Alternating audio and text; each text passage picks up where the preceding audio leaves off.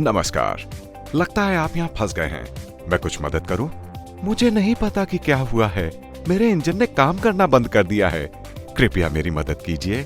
मेरे भाई, मैंने तुम्हें मुझे ओवरटेक करते हुए देखा था और तुम ढलान से नीचे आते वक्त गलत गियर में थे। मुझे यकीन है कि तुमने एग्जॉस्ट ब्रेक का उपयोग नहीं किया।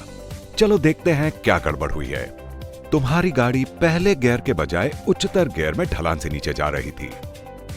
गाड़ी की गति सीमित गति सीमा से अधिक हुई और गति में इस वृद्धि के कारण पहियों की गति ट्रांसमिशन के द्वारा इंजन में संचारित हुई, जिसके कारण इंजन ओवररन हुआ। सामान्य स्थिति में गाड़ी चलाते वक्त इंजन की गति क्लच, ट्रांसमिशन और डिफरेंशियल के माध्यम से पहियों में संचारित होती है। चलो मान लो कि इंजन 2500 आरपीएम से चल रहा है और गाड़ी 5वें गियर में 80 किलोमीटर प्रति घंटे की रफ्तार से चल रही है। इंजन का 2500 आरपीएम मेन शाफ्ट गियर में संचारित होता है और वो 2500 आरपीएम से घूमने लगता है। ये गियर आगे आरपीएम को ले शाफ्ट में संचारित करता है। चूंकि गाड़ी 5वें गियर में है और सीधे मेन शाफ्ट से ड्राइव हो रही है, इसलिए गियर बॉक्स आउटपुट शाफ्ट पर 1944 आरपीएम संचारित होता है। डिफरेंशियल रिडक्शन की वजह से व्हील पर 349 आरपीएम प्राप्त होता है।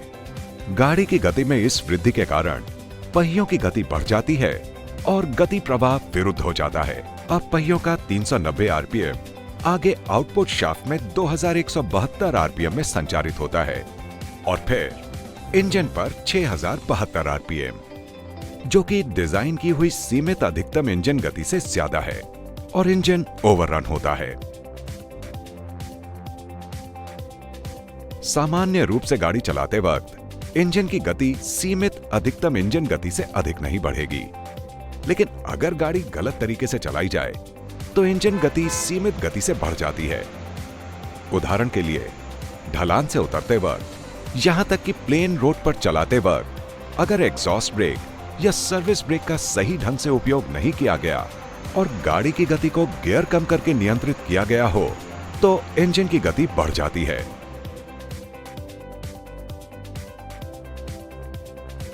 इंजन ओवररनिंग के दौरान वॉल्व मैकेनिज्म की जड़ता बढ़ जाती है, जिसके कारण टैपेट कैम कॉन्टूर को फॉलो करने में असफल होता है, जिसके परिणाम स्वरूप टैपेट जंपिंग होती है और उसके बाद वॉल्व स्प्रिंग सर्ज की शुरुआत होती है।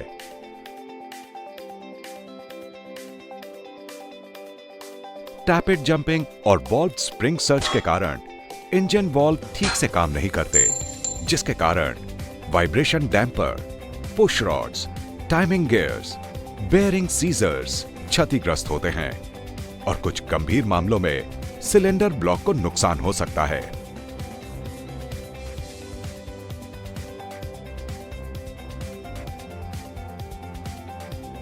क्या करें और क्या नहीं? गाड़ी चलाते समय चढ़ाई या ढलान पर एक ही गियर का प्रयोग करें और दोनों स्थितियों में गाड़ी की गति समान रखें। उदाहरण के तौर पर, यदि चढ़ाई पर चढ़ने के लिए पहले गियर का उपयोग किया जाता है तो ढलान से उतरते वक्त भी पहले ही गियर का उपयोग करें और गाड़ी की गति भी समान रखें। गाड़ी को कभी भी न्यूट्रल स्थिति में ना चलाएं, क्योंकि न्यूट्रल स्थिति में गियर बदलने पर और इंजन की गति से मेल खाने की कोशिश करने पर इंजन ओवररन हो जाता है। हमेशा निचले गियर में गाड़ी चलाएं, एग्जॉस्ट ब्रेक हमेशा ऑन रखें और ढलान पर आवश्यकता अनुसार फुट ब्रेक का उपयोग करें। यह गाड़ी की गति को अचानक से कम करने के लिए गियर बदलने की आवश्यकता से बचने का सबसे प्रभावी तरीका है। उच्च से निम्न क्रम में, जैसे छठे से पांचवा या पांचवें से चौथा गियर बदलते वक्त यह सुनिश्चित करें कि बदले जाने वाले गियर की सुझाई गई सीमा तक गाड़ी की गति को कम किया गया है।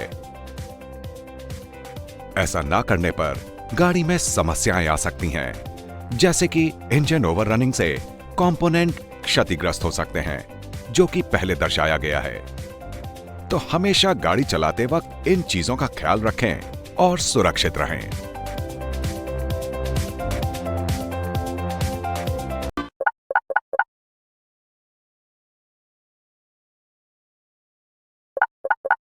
है।